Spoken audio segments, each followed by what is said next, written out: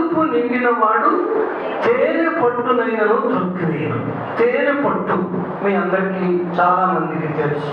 తేనె పట్టు అంటే ఇంగ్లీష్లో హనీ కోమ్ అంటారు. తేనె పట్టుని. తేనె పట్టులో హనీ ఉంటుంది, తేనె ఉంటుంది.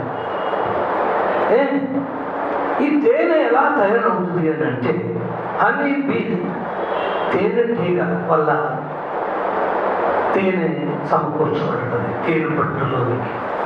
తేనె తీగలో కొన్ని పువ్వులు మకరందాలు తీసుకొచ్చి అక్కడ ఆ తేనె పట్టును తయారు చేసుకుంటాయి. తేనె పట్టును తేనె తీగలు తయారు చేసుకుంటాయి. తేనె తీసుకొచ్చి పెడతాయి. తేనె అంటే అందరికీ ఇష్టమే. తేనెను అసహించుకునేవాళ్ళు ఎవరు ఉండరు. అందరికీ ప్రియమైనది తేనె. అటువంటి తేనెనట, అటువంటి తేనె పట్టునట కడుపు నిండిన వాడు తొక్కి వేస్తాడట, తొక్కేస్తాడట.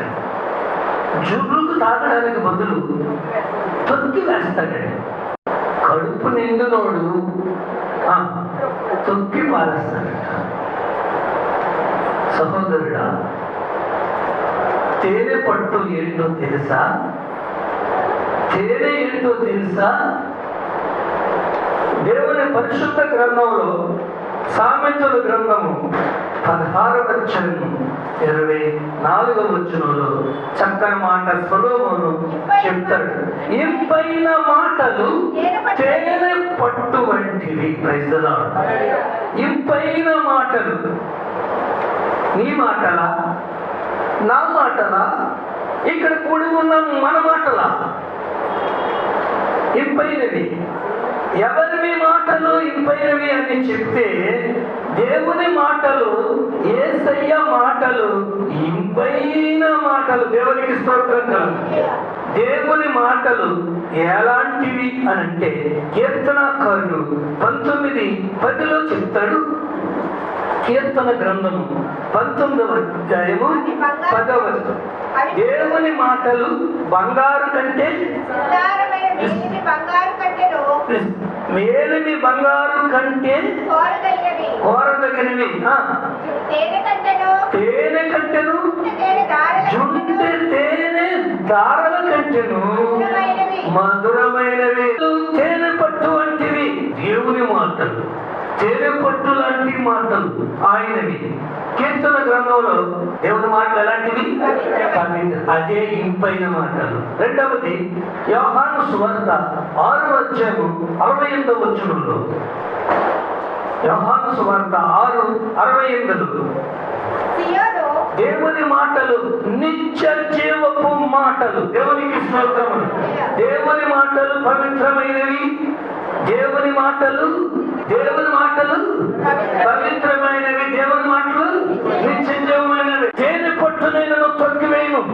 ఈ తేనె పట్టు లాంటి ఇంపైన దేవుని మాటలు కూడా తొక్కి వేసేవాడు ఉంటాడు. లోకాసువార్త 4:22 దయగల మాటలు. దేవునికి స్తోత్రములు.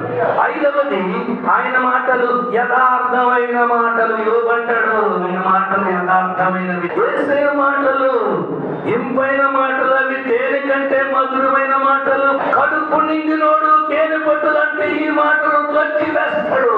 దేవుని యేసయ్య మాటలు పవిత్రమైనవి. యేసయ్య మాటలు నిత్యజీవమైనవి.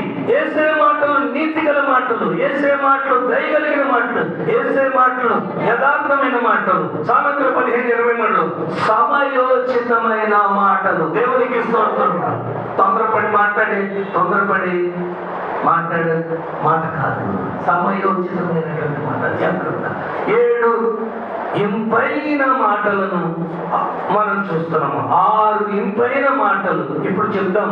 మొదటిదిగా పవిత్రమైనవి ఆయన మాటలు. రెండవదిగా నిత్యజీవమైనవి ఆయన మాటలు. మూడవదిగా నీతి కలిగినవి ఆయన మాటలు. నాలుగవదిగా దయగలిగినవి ఆయన మాటలు. ఐదవదిగా యథార్థమైనవి ఆయన మాటలు. ఆరవదిగా సమయోచితమైనవి మాటలు. హల్లెలూయా.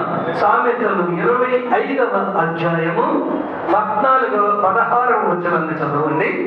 సామెతలు 25వ అధ్యాయము 16వ వచనాన్ని చదువుకుందాం.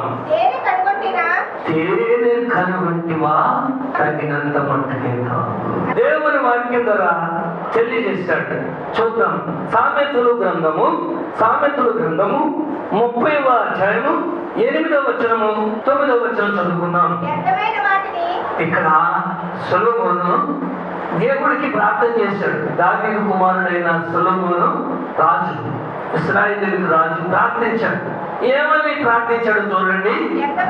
వ్యర్థమైన వాటిని, అబద్ధములను కడుపు నిండిన వాడు తేనె పట్టునైనను తొక్కివేస్తాడు. జాగ్రత్త. దేవుని మాటలు తేనె పట్టు లాంటివి కనుక ఈ మాటలను వినాలి అన్న జ్ఞానం కూడా ఉండదండి. చూద్దాము.